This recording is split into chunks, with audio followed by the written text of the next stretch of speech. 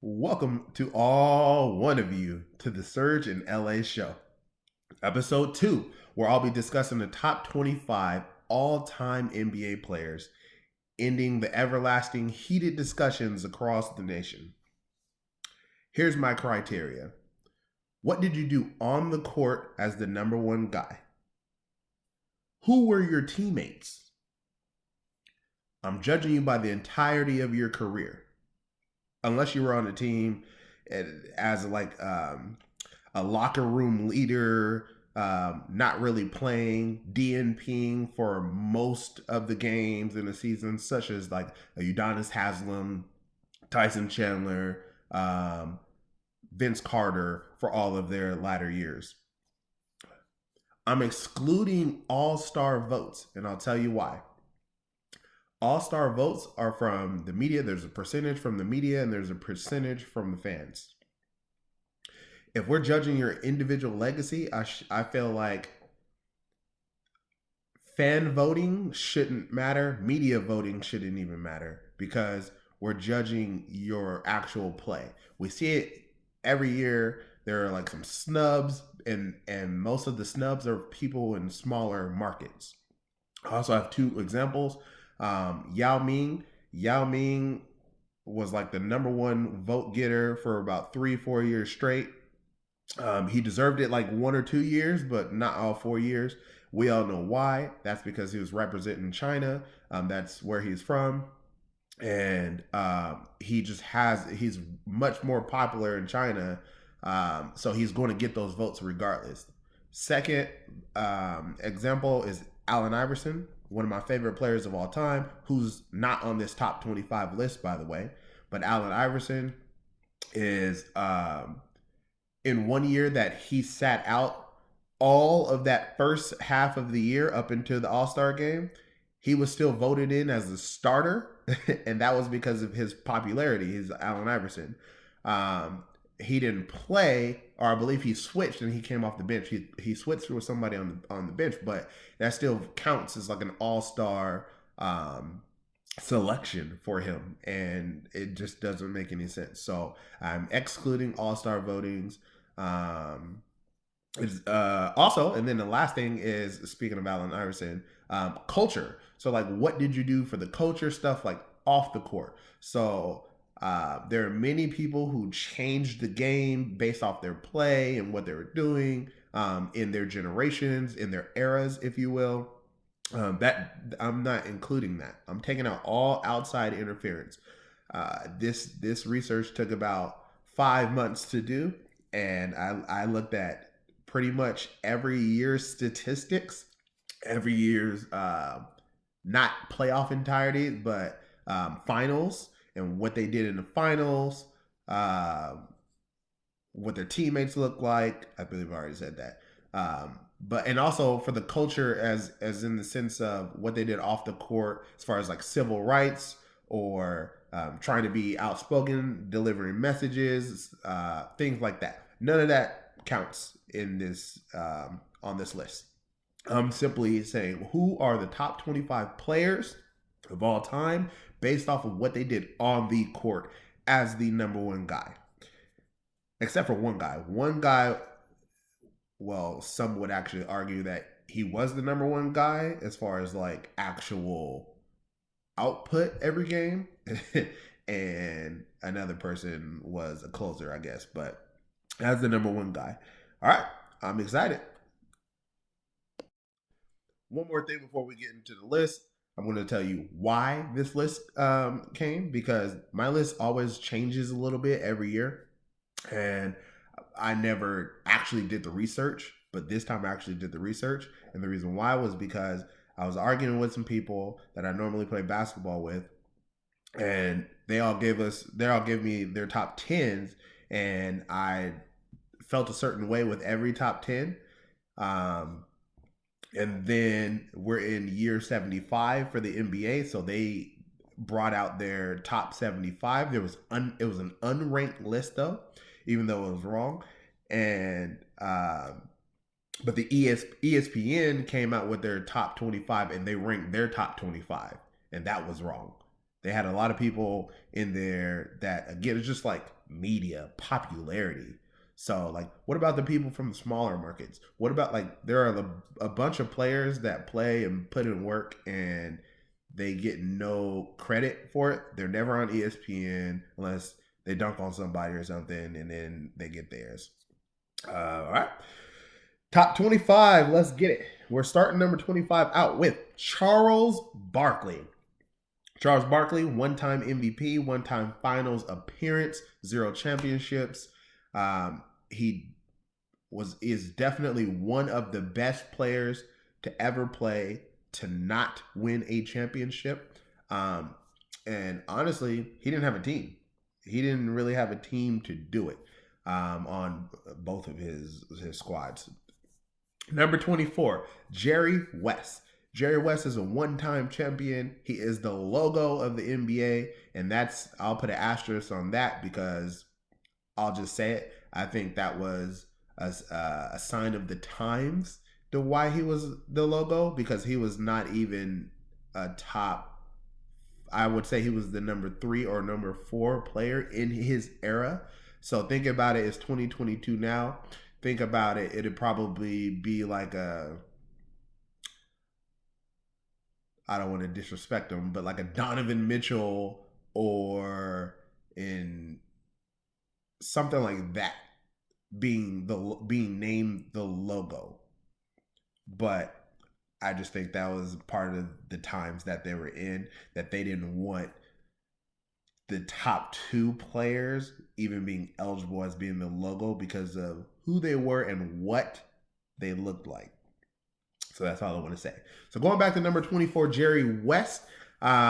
He's the first finals MVP of all time.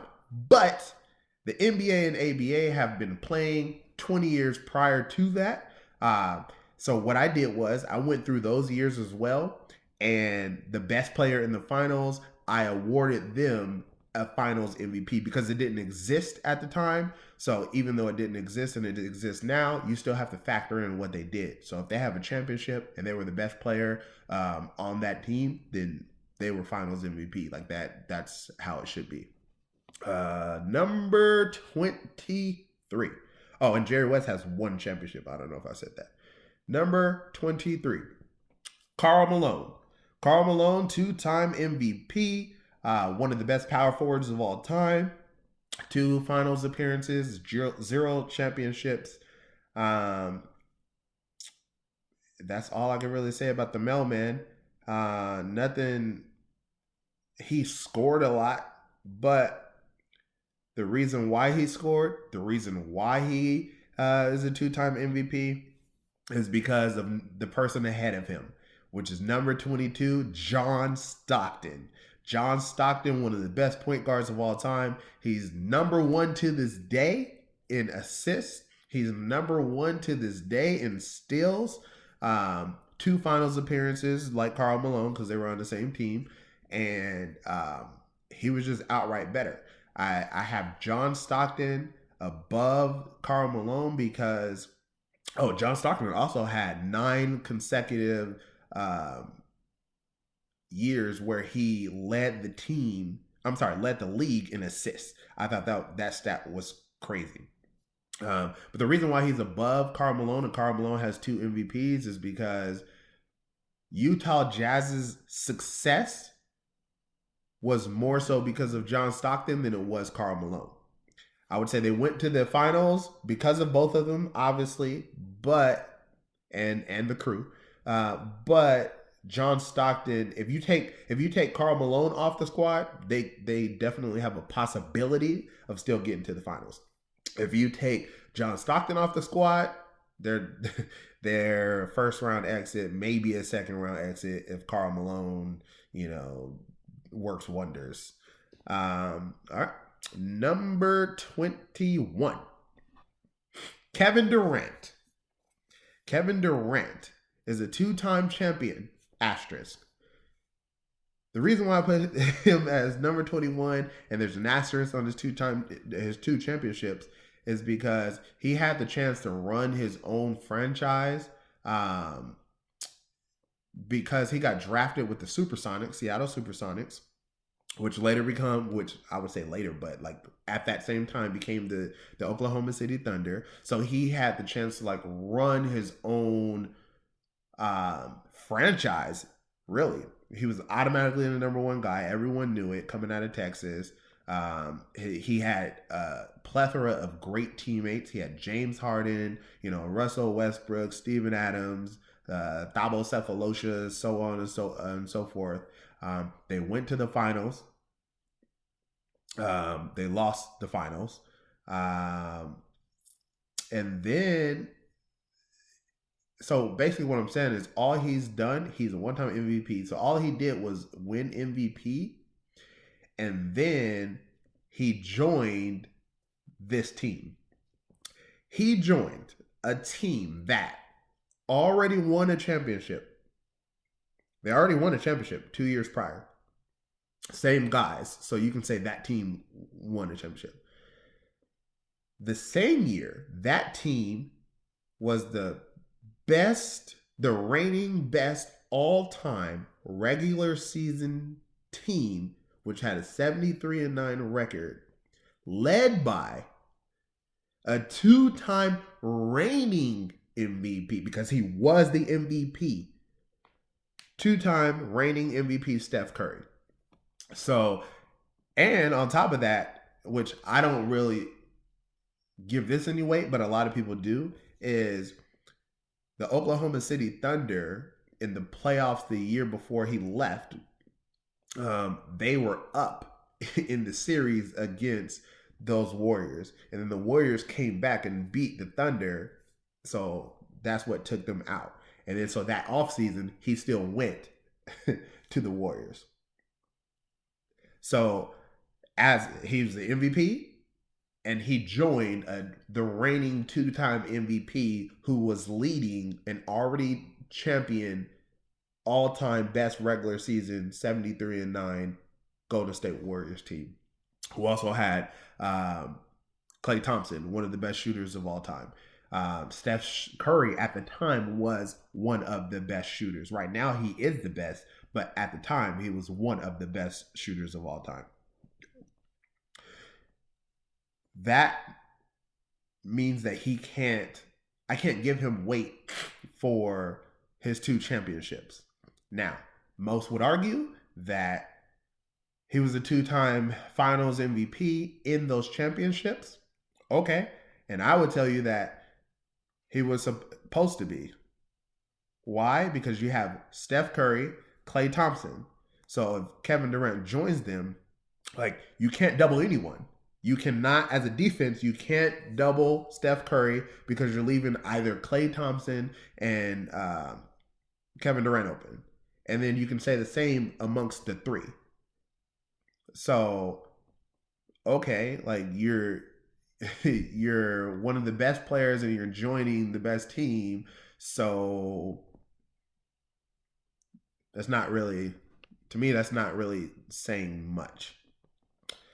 Number 20. Oh, and with Kevin Durant, we're currently in 2022. So I would say like he's currently on the Brooklyn Nets. They just got rid of James Harden. So I would say if Kevin Durant, and he has a part-time Kyrie Irving, if Kevin Durant's Brooklyn Nets, because he is the leader, if they win a championship, Kevin Durant can jump 2 or 3, 4 spots. Because he'll win the championship as the number one guy.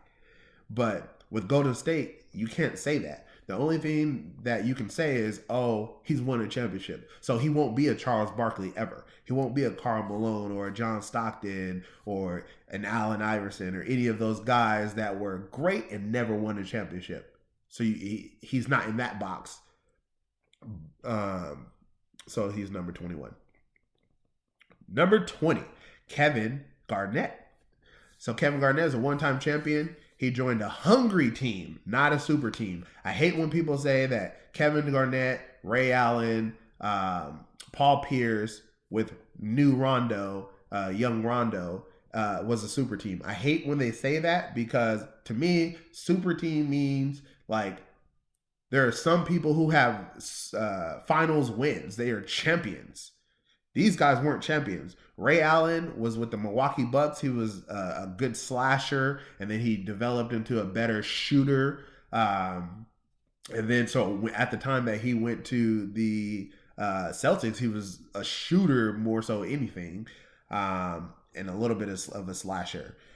Paul Pierce was on the Celtics forever, and he was the number one guy on the Celtics forever, but he didn't do anything. He was always that number one guy on a team that was either, I would say, fifth seed down below, 5, 6, 7, 8, 9, 10, 11, 12 seed in the East. So, and then Kevin Garnett was the number one guy for the Minnesota Timberwolves for a while. But he didn't do much either. He went to the playoffs a couple times, but he didn't do much either. So, like, they all joined together. So I would say they were a hungry team because they were trying to win. They were not a super team. But his one means more than Kevin Durant's two. And everyone else that I name, all their championships mean way more than Kevin Durant's two. Number 19, Scottie Pippen. So Scottie Pippen is the only guy that you can really argue that he wasn't the number one guy, because I don't think he was the number one guy. Michael Jordan was the number one guy. However, his work, he put so much work onto, for his team that he was a 1B, not a number 2. So here's his impact. Obviously, 6-time champion, but he worked like the number one guy. Did you know that in Michael Jordan's first 3 years, he did nothing but get swept twice by the Boston Celtics? They also averaged 36 wins a season. 36. Then they drafted Scottie Pippen. Those 36 for the next, so for Pippen's first 3 years, which is Jordan's 4th, 5th, 6th years, they went from 36 wins a season to 51 wins a season. Also, Michael Jordan won the MVP, the league MVP, in Scottie Pippen's first year. You never ever hear anyone talk about this. Why? Because with Jordan, they don't talk about the 80s. He was drafted in 1984. So they went from 36 wins a season with Jordan as the guy. And then when Scottie Pippen comes, it goes to 51 wins a season for his first 3 years. Michael Jordan then won the league MVP in Scottie Pippen's first year. And a lot of people think Dennis Rodman was clumped into that. Dennis Rodman didn't come till like 95, 96. So he wasn't a part of that. I believe he was like a bad boy Piston at the time. In playoff to finals appearances, okay, so the 6 championships, Scottie Pippen led the 1990 team in rebounds and steals, the 91 team in assists, the 92 team in steals, the 95 team in assists and steals, in the 72-10 season, which at the time that was the number one regular season of all time, before the 73-9 Warriors. Nothing in the 96 season that he led in, but in the 97 year, so their last championship, he led in assists, steals, and blocks. So Scottie Pippen did a lot. A lot on pretty good teams. So that's why I say his work output was definitely like number one player type stuff. Also, as the number one guy without Jordan, when Jordan left for his 1.5 years, they won 55 games, and then they won 47 games the next year. And then Jordan came back for 17 games. So there was no real drop off when Jordan left because of Scottie Pippen. Scottie Pippen was that dude. Put some respect on his name. So that's why he's top 20 all time. Number 18, Dirk Nowitzki. Dirk Nowitzki, two-time finals appearances, is a one-time champion. His first finals was an amazing run, but his teammates were like Jason Terry, Jerry Stockhouse, Disagana Diop, etc. So I don't really blame him for losing the 2-0 lead that he had against Miami Heat with Dwayne Wade and Shaquille O'Neal. My thing is, you can only do so much with the teammates you have. The second final, and the reason why I say that is because, like, if you get to the finals, if you're the number one guy, you got your team to the finals, like, you deserve so much credit. But it depends on what your team is to not get over the hump. So that's why with Kevin Durant, when Kevin Durant went to the finals, he had a good team. Kevin Durant had, like I said, the people that I named earlier. So Dirk Nowitzki's second finals roster was much better. He still had Jason Terry, but he also had Pedro Stojakovic, Corey Brewer, Sean Marion, and Jason Kidd. So they won with that squad because it was a much better squad than who he was working with the first time he went. So shout out to Dirk, number 18. Number 17, Oscar Robertson, one-time champion, one MVP. Is the first player to average a triple-double, and that's what you hear all the time. But I'm glad I did my research because, again, this is why the media tells you one thing and it's like, well, they can tell you much more if they actually knew. But they just recite the same things that they hear from other people. Oh, he was the first player to average a triple-double for 1 year. Okay, great. No. He averaged a triple-double in his second year. But in his first, third, fourth, and fifth years, he missed averaging a triple-double by less than 0.1 in either rebounds or assists. So that means he could have had like 20, 11, and 9.2 for the season. And he did that for his first 5 years of his career. So I'm so mad that he didn't get to do it. But by less than 0.9 things per game, so rebounds per game or assists per game, which can mean anywhere from 10 to 20 actual assists or 10 to 20 actual rebounds for the season. If he did more, then he would have averaged a triple-double for 5 straight seasons. He also did it in college, but this list has nothing to do with college stuff. No college stuff whatsoever. Because there are 3 to 4 people off the top of my head that I know on this top 25 list didn't even go to college. Straight out of high school. Kevin Garnett, Kobe Bryant, LeBron James. There's a lot of people who skipped college and they went straight to high school. So shout out to Oscar Robertson for doing work. Number 16, Kawhi Leonard. Now hear me out. Kawhi Leonard is a 2-time champion.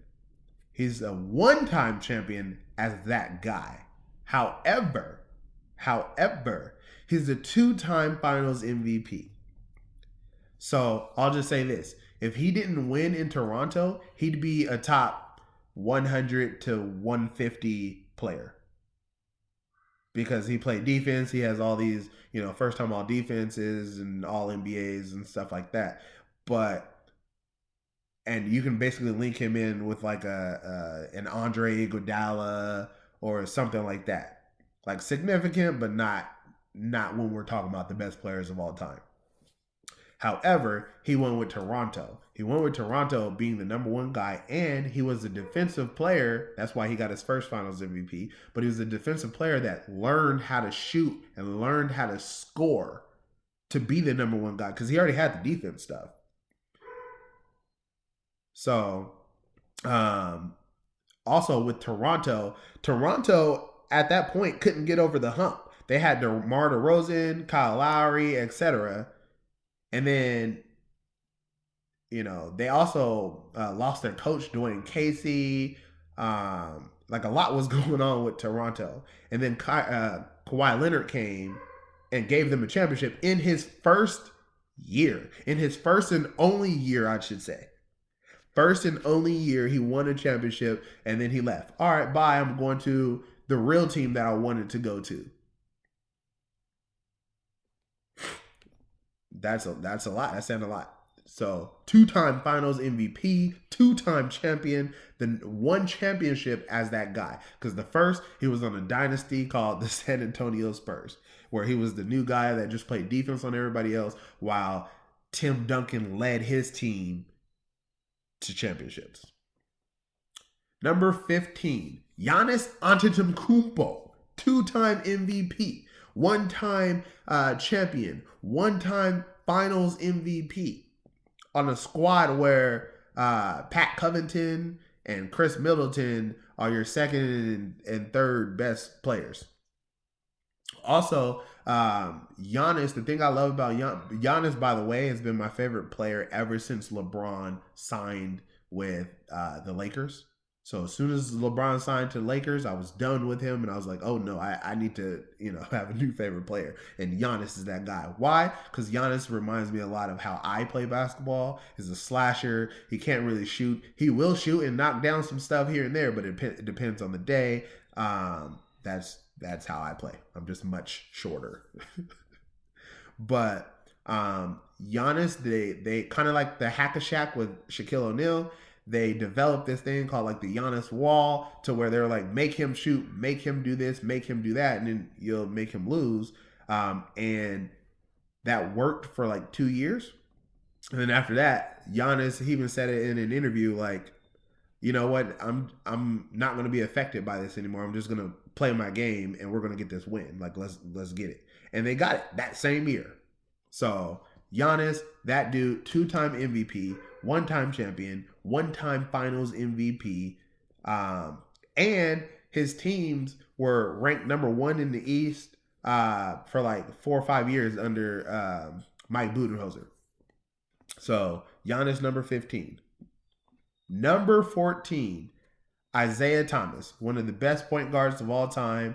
According to his peers, the people that he played with in his era, they all say he's the second best point guard of all time, behind Irvin Magic Johnson.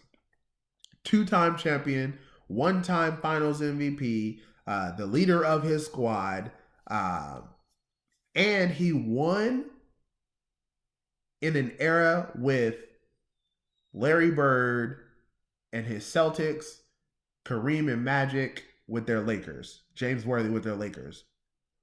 Like, he won in that era. It was the end of it. Okay? Because after the Detroit Pistons won their back-to-back championships, then like the Celtics were old and gone at that point. And then the Lakers were pretty much gone too. But that was the end of that 80s era. Number 13, Moses Malone, 1-time champion, 1-time Finals MVP. But the reason, again, this is why I did so much research, was because his stats were pretty good. But the man was a 3-time league MVP. 3-time league MVP. So I had to have him over Isaiah. Had to. Number 12, and it hurts me because this is one of the guys that I had in my top 10 until I started doing the research. I remember as a kid, I had this man's shoes. I was trying to not perfect it, but I was trying to do his move at school. I was like all about this guy. And it hurts me. It really hurts me that he's not in the top 10. But again, that's going off of like my memories, not actually what happened. Hakeem the Dream Olajuwon. One-time MVP, two-time champion, two-time finals MVP. That's all I gotta say. It hurts me. It hurts me. It really does. Number 11. Now, this is a guy that he shot up. He went from, I don't even know where I had him, but when I did the research, I was like, oh, this guy is like, he's that good. Number 11, Wardell Stephen Curry Jr., aka Steph Curry. Two-time MVP, three-time champion, leader of the best regular season of all time, 73-9 2016 team. Also, he wasn't supposed to make it as a top star. He wasn't supposed to be a starter. When he went to the Warriors with, I believe, Don Nelson as a coach, it was Monta Ellis's team, and Monta said it himself that he and Steph together on the same floor at the same time wouldn't work because they're both smaller guards, and Monta's ball dominant. Steph Curry is also ball dominant. Steph was also injury prone in his first 3 years, and management still traded Monta away for Andrew Bogut, who was a center. And it made no sense at the time for a Warriors fan. My wife is a Warriors fan, a real Warriors fan. She can go through all the history, and she remembers. I talked to her about this in my research for this video, and she agreed that it made no sense to get rid of Monta Ellis at that time for an injured, scrawny Steph Curry. It made no sense. But 10 years later, he's the greatest shooter of all time officially as of November 2021, and he beat that record by about 300 less attempts than the next person and counting because he's still active. He's playing and with no signs of retirement. By the way, Kevin Durant joined him.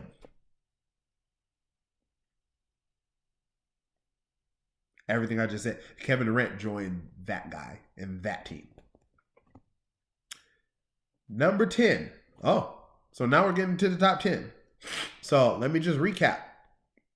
25, Charles Barkley. 24, Jerry West. 23, Karl Malone. 22, John Stockton. 21, Kevin Durant. 20, Kevin Garnett. 19, Scottie Pippen. 18, Dirk Nowitzki. 17, Oscar Robinson. 16, Kawhi Leonard. 15, Giannis Antetokounmpo. 14, Isaiah Thomas. 13, Moses Malone. 12, Hakeem Olajuwon. Number 11, Steph Curry. Top 10. Number 10, Wilt Chamberlain.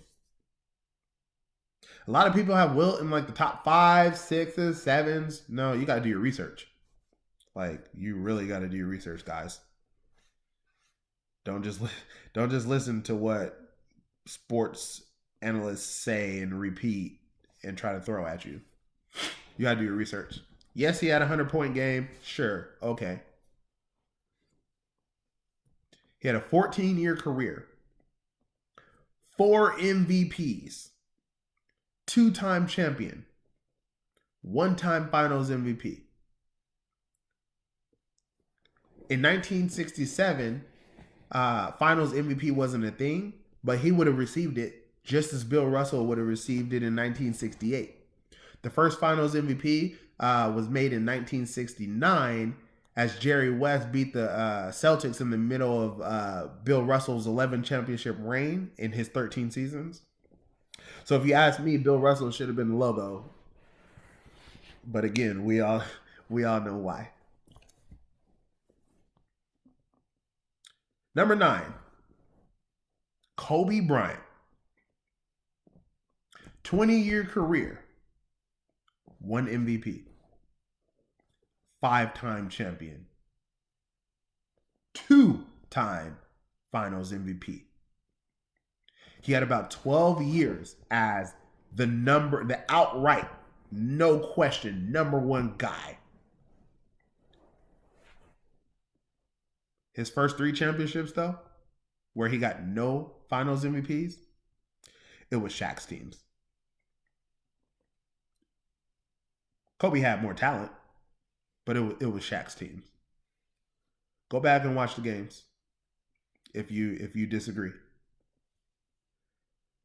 Go look at the statistics if you disagree. Kobe was a young guy. It's not his fault. It's not his fault. He was a young guy who didn't go to college. So he was a younger guy. Because Shaq went to LSU. So Shaq was already a grown man putting in his work. And he had already been in the league for a while with the Orlando Magic. But the first 3 championships were Shaq's championships. Number 8, Shaquille O'Neal. Shaq. 19-year career, 1 MVP. 4-time champion. 3-time finals MVP. And then I even wrote down his final stats just because I know that people are probably mad right now that I have Shaq above Kobe and they're so far back. They're number 8 and number 9. So Shaq, here's your comparison. The first championship that they got together, Shaq averaged 38, 17, 3, and 3. Kobe averaged 16, 4, and 4. The second championship, Shaq averaged 33, 16, 5, and 3. Kobe averaged 25, 8, and 6. Third championship, Shaq averaged 36, 12, 4, and 3. Kobe averaged 27, 6, and 5. So clearly, it was Shaq's team. And back in those days, in the 90s, early 2000s, really up until like 2005, 2006, maybe, the league went through guards. Like guards dribbled. There was no Joel Embiid's. There were no Nikola Jokic's. There were no Giannis's. Where these big guys just get the ball and then like they dribble it up and run the offense through themselves. That wasn't a thing back then. So you had your Derek Fishers, your Brian Shaws, your guards, your actual guards running point. They give it to Kobe. And then it's like after the guards get the ball, do you drop it into the post? That's the only way the center can get it. So for Shaq to average 38 points in the first one, 33 in the second one, 36 in the third, like it takes one, you would have to get rebounds and putbacks because as Kobe said in many interviews, he would only give it to Shaq one time, and then if Shaq passes it back out, then he's not going to pass it back to Shaq. He's going to try to get his bucket or somebody else. He said that in many interviews. So for Shaq to still dominate and get his finals MVPs, like that automatically puts him above Kobe Bryant. You can't have Kobe over Shaq because that would be like me putting Kevin Durant over Steph Curry.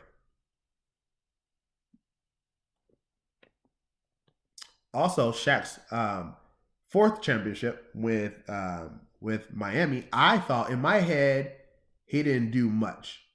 In my head, he was kind of washed or whatever. But that was actually later on when he played with the other teams. So I had to write this down in my notes that his fourth championship, he averaged a double-double in the finals. 14, 10, and 3. So he dominated his position. I would say he dominated his position from 1992 to 2008. And there were only few games because, again, this is my Hakeem the Dream Olajuwon uh, memories that I have, I guess. It's just highlights because there are a lot of games where he dominated over all the other bigs, including David Robinson, including Hakeem the Dream, Greg Ostertag, etc. In 2009 with Phoenix, it was too fast paced for him. Even though he had a couple 40-point games, and in 2010, he then went to Cleveland with LeBron. He said his goal was just like he helped Dwayne Wade get a championship. He wanted to help LeBron James, since he said that LeBron was the best of all time at that point. It's not even close. He was not. We're talking about LeBron in 2010. He was not.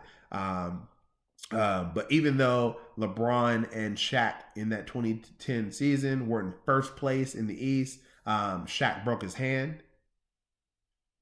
And then they lost. I think it was like a second round exit or something like that, because Shaq had a broken hand. And then in his last year, 2011, Shaq went to Boston, and then ended his career because of leg injuries. He had like everything: knee, calf, toe, and then like not an Achilles tear, but I think something was wrong with his Achilles. But anyway, that's Shaq, the Big Diesel, Big Shaq, this Mr. Kazam. I can go on and on with his nicknames, but again, we're talking about on the court. Number 7, Larry Bird, 13-year career, 3 MVPs, 3 championships, 2 Finals MVPs. Obviously, the great rivalry with the Lakers. But the reason why I have him 7, because of my research, was it's not like he was the best Celtic of all time. No. No. People talk as if he is, but the reason why is because all of your analysts that are on TV now, they're probably in their 40s, 50s, early 60s. So they don't know about the Bill Russells, the John Havliceks. Actually, I'll go right before Larry. So before Larry, there was the John Havliceks. Before that, there was the Sam Jones. Before that, there was the Bob Cousy's. And during the end of Bob Cousy's, all of Sam Jones, that was the Bill Russells era of Boston Celtics. So Larry Bird came after all of that. He had his 3 MVPs, 3 championships, 2 Finals MVPs, but that got him number 7. Number 6, Tim Duncan. Tim Duncan, somebody I had originally like my number 10 best all player, something like that, best all time. But with research, it reminded me of what I was watching. And Tim Duncan's career is just like all of Tim Duncan's games. You can watch the entire game and you can think, oh, Tony Parker's doing great. Manu Ginobili is doing amazing. Oh, Robert Horry hit a shot like he always do. Big shot Bob. Tim Duncan, dang, did he only have like 8 points and 5 rebounds or whatever? Until the ticker comes up or the box score comes up. And then Tim Duncan, you watch the whole game, but Tim Duncan had a quiet 28 points, 13 rebounds, 2 block shots, 4 assists. And you're like, wait, what? I don't even remember seeing that. I watched the game, but I don't remember seeing that. His career is just like that. 19-year career. 2 MVPs. I don't even remember his league MVPs. but he has two of them. 5-time champion as the number one guy for all five. Some would say, oh, well, the first year, not his first year in the league, I believe it was his third, but the first year they won the championship, David Robinson's last year, David Robinson was the number one guy. And I would say, no. David Robinson was on his way out. David Robinson gave all he could at the time, but he knew, and that's why he retired after they won, was he knew Tim Duncan was that dude. Run it through Tim. If you watch the games, not the highlights, but if you watch the games, they're on NBA TV. The classics come on all the time. If you watch the games, they ran through Tim Duncan. Number one guy. All 5 championship years. And that's why he has three NBA Finals MVPs. The other two, one Tony Parker and the other Kawhi Leonard. Number 6, Tim Duncan. Number 5, Irvin Magic Johnson. My mom's GOAT. And you can't tell her nothing. This is why I grew up hating the Lakers, was because my mom grew up and still to this day is a diehard Laker fan. I know all about Irvin Magic Johnson. A lot of people think it's because of Kobe that I hate the Lakers. No, this is well before that. 13-year career, 3 MVPs, 5-time champion, 3 of those Finals MVPs. The other being Kareem on their first one together. Not Kareem's first, but the first they had together. And then the last one being James Worthy. So in the middle, you have Magic.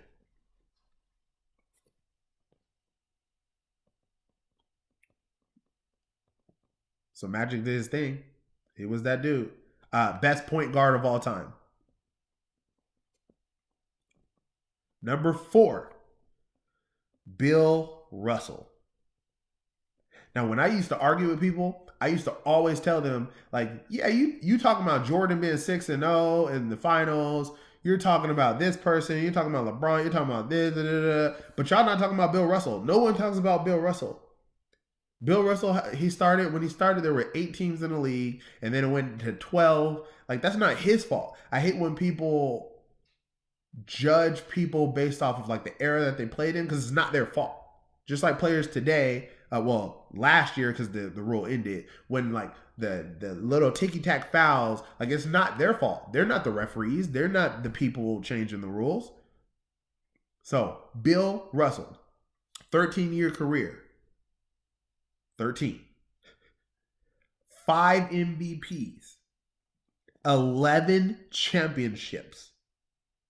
Now, what I was trying to tell you earlier when I was talking about Jerry West, about Finals MVP, how he was the first Finals MVP, I went back and checked all the stats every year. Of the 13 years that Bill Russell played,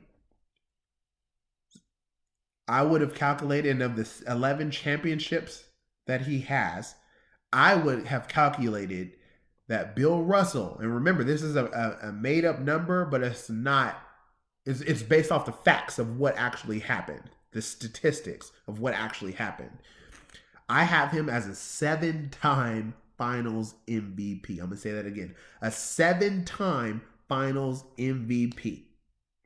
Because remember, it wasn't available. It didn't exist up until this time. In my head, they saw like dominance and they were like, dang, they're the champions, but like maybe we should crown the best player on their team as an individual thing. And then that happened later, and it just so happened to be the year Jerry West won with the not won, but played with the Lakers. And it's more suspicious when I tell you that Bill Russell put in work in the finals. They won the championship, and then they said, oh, we have this trophy. We can't give it to that guy, so we're going to give it to the best guy on the losing team, Jerry West. And we're also going to make him the logo. Can't do that to Bill because of what Bill looks like. Remember, you have to remember the times that we're talking about. Late 60s, early 70s. It sucks, but I'm just telling you the facts. And the reason why I have him as a 7-time finals MVP is because Bob Cousy would have been 1. Sam Jones would have been 2. And John Havlicek would have been 1. He would have had it once. So Bill would have had 7, and then Cousy, Jones, Havlicek. Again, I looked at all the stats every single year. I did so much research on this. Also, by the way, when Bill retired in 1960, they won the championship. And then when Bill retired in his 13th season in 1968-69, the Celtics then missed the playoffs for the next 2 years. So they were dominant, and then they missed the playoffs. And one thing I will say with Bill, why he's not like 1, 2, and 3, why he's not top 3, is because based off the research, Bill Russell was a defensive, excuse me, it seemed like he was a defensive dominant person who always had a high in rebounds, and then he was wishy-washy with the scoring. Sometimes he'd have 10, another he'd have 38. One game he'd have 5, another he'd have 24. Next game he'll have 9, and then the next game he'll have 42. and we're talking about points. But he always had 20 plus rebounds, always, every game, always. So maybe it was a scheme. Maybe it was also because he was coaching. In his last couple years, he was the coach. Red Auerbach was the coach in the beginning, and then in Bill Russell's last years, he was coaching. So I felt like the coaching also spent, a lot of time mentally on him. It was very draining. That's why he only played 13 years. But guess what? 11 championships in 13 years? Sign me up any day. Now it's on to the top 3.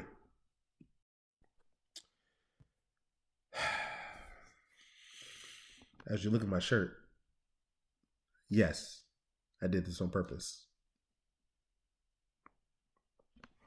But top 3. Number 3, Kareem Abdul-Jabbar, formerly known as Lou Alcindor. 20-year career, 6 league MVPs, 6 championships, 2 finals MVPs. The other 3 being with Magic Johnson, and then the other 1 being with James Worthy. Kareem has the most points scored all time. Most points scored all time. And now to the top 2. I'm going to be going really fast, and I'm just going to hit notes that you don't hear from anyone. When they talk about LeBron James versus Michael Jordan, who's the best of all time, they tell you a bunch of stuff from like highlights and what the media wants you to know, and what the old heads want you to remember, but they don't tell you everything. So I'm here to tell you everything real quick. Let's start by Rookie of the Year. They both won Rookie of the Year. I say, look at the 1984 class and the 2003 class. Tell me which one was better. That'll tell you which Rookie of the Year was better. Let's talk about the teams. B.J. Armstrong, Luke Longley, Steve Kerr, Horace Grant, Dennis Rodman, Scottie Pippen, Tony Kukoc with Michael Jordan. Zydrunas Ilgauskas, Daniel Gibson, Delonte West, Anderson Varejao for one team. Dwayne Wade, Chris Bosh, Ray Allen for the second team. Kevin Love, Kyrie, Kyle Korver for the third team. Anthony Davis, Rajon Rondo for the fourth team. Anthony Davis, Kevin Love, Chris Bosh, you can all say that they were the number 1 guy on the team prior to being with LeBron. and they didn't live up to that same hype when they played with LeBron. Okay? They're all equivalent to a Carmelo Anthony with the Nuggets or a Paul Pierce with the Celtics. First round exits and leaders of their team. Dwayne Wade was a one-time MVP, the finals MVP, that is, and one-time champion with Shaq. His best teammate that he's had, that LeBron has had. If you take Michael Jordan's worst final team and LeBron's best finals team, I guarantee you Michael Jordan's worst final team is better than LeBron's best. If you think otherwise, tell me, put it in the comments and tell me who you think is better. Let's talk about coaches real quick. LeBron James, he came out of high school with his AAU high school coach, and he's had a bunch of nobodies. Mike Brown is made coach of the year, I believe the year that they went to the finals, and he's been an assistant coach ever since LeBron left. Michael Jordan had Dean Smith at UNC, and a couple other coaches at Chicago, and then when they left, he had Phil Jackson, and he won with Phil Jackson. Someone who's also proven that he can be a great coach without a Michael Jordan, without a Scottie Pippen. So you tell me who had the better coach. It's not even close. First 3 years, actually, let's talk about the first 5 or 6 years of their careers. Michael Jordan got swept by the Celtics twice. One MVP, and that one MVP was his 4th year. Scottie Pippen's 1st year. 0 finals appearances. LeBron James, 2 MVPs back to back after he went to the finals. So when he took those bums to the finals, then the next year and the year after that, league MVP. Let's talk about career accolades. Michael Jordan, 15-year career, 5 MVPs, 6 championships, 6 finals MVPs, 6 total finals in 8 years. LeBron, 19-year career and counting because he takes care of his body. And Michael Jordan didn't take care of his body as much as LeBron does. So 19-year career and counting, 4 MVPs, 4 championships with 2 teams, 4 finals MVPs, 10 finals in 14 years, 8 straight. Jordan averaged 33, 6, 5, 2, 1. LeBron averaged 29, 9, 7, 3, 2. So LeBron overall is better, except for points where he scored 4 less points than Michael Jordan. 1 in 4 people have gotten to the finals 10 times. Bill Russell, Sam Jones, which had 11 of those, and Kareem, who went 10 times, 8 with Magic. Magic only went 9 times. Michael Jordan only went 6 times. If you ask me, I tell you, if you get to the finals, that counts. You took your team and you had your team in position to win it all. You were in the final 2. That counts. Look at Tom Brady. People say he's the GOAT in the NFL. They're both team games. They're both team sports. It counts when you get there. Michael Jordan's most important year was 95-96, where he won the MVP, finals MVP. He had a 72-10 team. And by the way, no one talks about this. Tony Kukoc was the 6th man of the year. So not only was he a part of a great starting 5, he had a 6th man of the year. LeBron's best year was when they beat the 2016 best team of all time, 73-9 Golden State Warriors, led by the reigning back-to-back MVP and one-time champion Steph Curry. LeBron was also down 3-1 in that. And by the way, Kevin Durant said, dang, if LeBron can beat them, he's unstoppable. So I'm going to join that 73-9 team. Jordan beat Magic's Lakers, which didn't have Kareem anymore. They weren't the favorite anymore. That was a team with James Worthy, Byron Scott, Vlade Divac in them. Clyde the Glides, Trailblazers, Barkley's Suns, Sean Kemp and Peyton's Supersonics, Malone and Stockton's Jazz 2 times. LeBron went against Kevin Durant, Russell Westbrook, James Harden's Thunder, Tim Duncan, Tony Parker, Manu Ginobili's Spurs, Steph Curry, Klay Thompson's Warriors, and Jimmy Butler's Bulls. He also lost to the dynasty of the Spurs twice. The first year that he went with the Bums, I mean, he wasn't favored. He wasn't favored in all but one. And that was his last one, the Lakers, where they were favored. The other 9 times he was in the finals, he was not favored to win at all. Meaning his team was nowhere near worthy. He also lost to the Steph Curry, Klay Thompson Warriors twice after he beat them, because he lost to them when they had Kevin Durant. When they added Kevin Durant, he lost to those. And Dirk Nowitzki's Mavericks. And that was when it was still Dwayne Wade's Miami Heat. So the next year, LeBron then took over. And that's why I have LeBron better than Michael Jordan. By the way, 2016 was the year that I had LeBron in the conversation of the GOAT. 2020 when he won with the Lakers, that's when I said, you know what, this man's the GOAT, the greatest player to ever play. Not the greatest teams, not the most clutch, even though he is technically.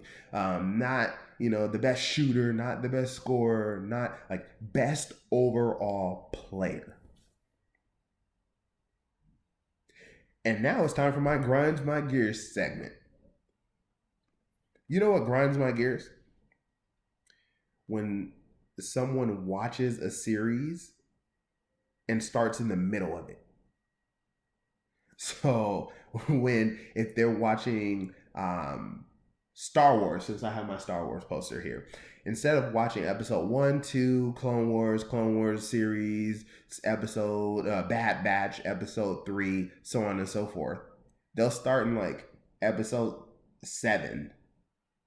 Or, they'll see The Mandalorian's on and they've never watched anything else, so they'll watch The Mandalorian since that's what's popular right now. Or The Book of Boba Fett or Obi-Wan Kenobi series. Like, start from the beginning so you can get the background history, so you can learn character development and all of that. So when you get to The Mandalorian, when you get to The Book of Boba Fett and they have, characters come out of nowhere, you would already know the history of said characters. In Mandalorian, when Ahsoka came out, you would know who that is. In the Book of Boba Fett, when Cad Bane came, you would know who that is.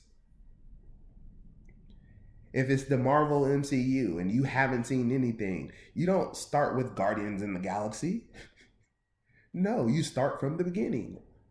All you have to do is a quick Google search, chronological order of blank, and it'll tell you the order to watch it in.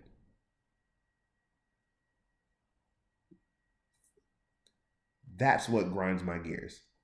I see often way too much on social media people who start something in the middle of something, and it irks me. And that's what grinds my gears.